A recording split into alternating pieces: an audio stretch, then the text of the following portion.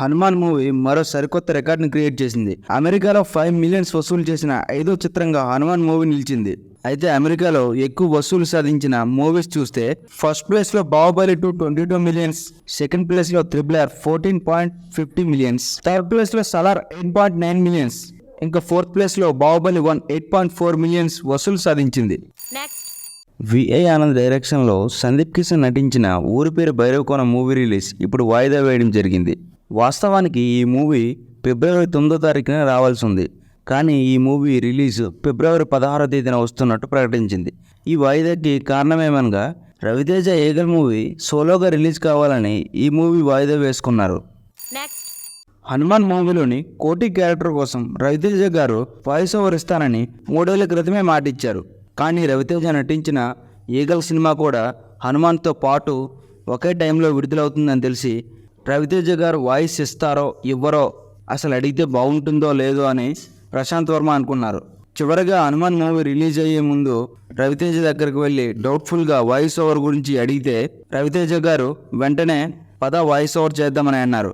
ఇంత సపోర్ట్గా నిలబడిన వ్యక్తిని నేను ఇండస్ట్రీలో చూడలేదంటూ ప్రశాంత్ వర్మ చెప్పారు. రవితేజ గారు ఒప్పుకుంటే ఈ కోటి క్యారెక్టర్ను తన ప్రశాంత్ సినిమాటిక్ యూనివర్సిటీలో ముందుకు తీసుకెళ్తానని ప్రశాంత్ వర్మ చెప్పారు.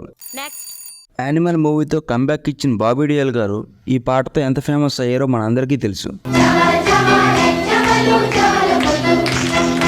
అయితే సూర్య నటిస్తున్న కంగువా మూవీలోని బాబీ డియోల్ క్యారెక్టర్ను తన బర్త్డే సందర్భంగా ఒక పోస్టర్ అయితే రిలీజ్ చేశారు. ఈ పోస్టర్లో బాబీ డియోల్ గారు కాలకేయుడి కంటే భయంకరంగా ఉన్నారు. ఫైనల్లీ విలన్ క్యారెక్టర్స్ అంటే బాబీ డియోల్ గారే అన్నట్టు ట్రెండ్ సెట్ చేస్తున్నారు. అప్పుడు యానిమల్తోనూ, ఇప్పుడు కంగువా పోస్టర్తోనూ. ప్రశాంత్ వర్మ సినిమాటిక్ యూనివర్సిటీలో భాగంగా హనుమాన్ మూవీలో ఇద్దరు చిరంజీవులను అయితే పరిచయం చేశారు. అదే ఫస్ట్ వన్ మన హనుమంతుల వారు, సెకండ్ వన్ విభీషణుడు. అయితే పీవీసీయూలో వచ్చే అప్కమింగ్ మూవీస్లో మిగతా 5 చిరంజీవులను కూడా పరిచయం చేస్తారు. Because Prasanth Varma cinematic universe అనేది మన గ్రంథాల నుంచి తీసుకున్నా అని ప్రశాంత్ వర్మ చెప్పారు.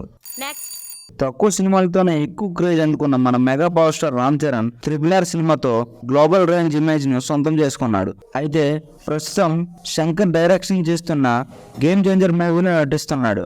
సినిమా పూర్తయిన వెంటనే ఉప్పెన డైరెక్టర్ బుచ్చిబాబుతో RC16లో జాయిన్ అవబోతున్నాడు. అయితే ఈ సినిమా రామ్ చరణ్ సనా కాంబోలో స్పోర్ట్స్ బ్యాక్ డ్రాప్ లో రానుంది.